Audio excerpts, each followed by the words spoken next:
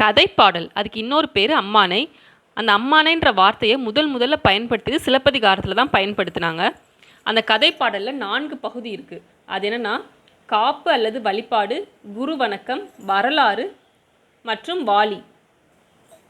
புராணங்கள் என்னென்னா பண்டைய தொல்கதை, அதை தான் புராணங்கள்னு சொல்கிறோம்.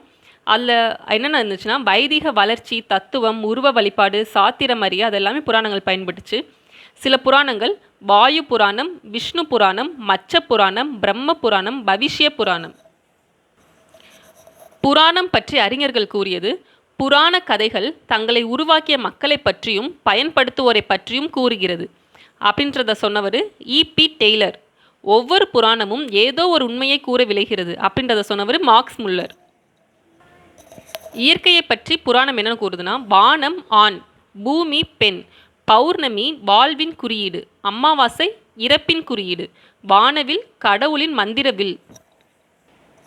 அடுத்தது நாகரிகம் பார்த்துடலாம். நாகரிகம்ன்ற பேர் எப்படி வந்துச்சுன்னா ஃபஸ்ட்டு நகரத்தை எப்படி பிரிக்கலாம்? நகர் ப்ளஸ் அகம் நகரம்.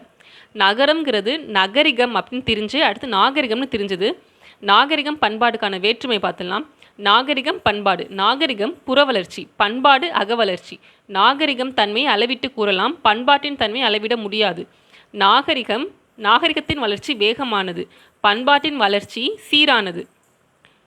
நாகரிகம் எளிதாக எல்லாராலும் பின்பற்ற முடியும், பண்பாடு மிகுந்த முயற்சியால் ஒரே கருத்துடையவர் மட்டுமே பின்பற்ற முடியும். நாகரிகம் இல்லையெனில் பண்பாட்டை காண இயலாது. நன்றி.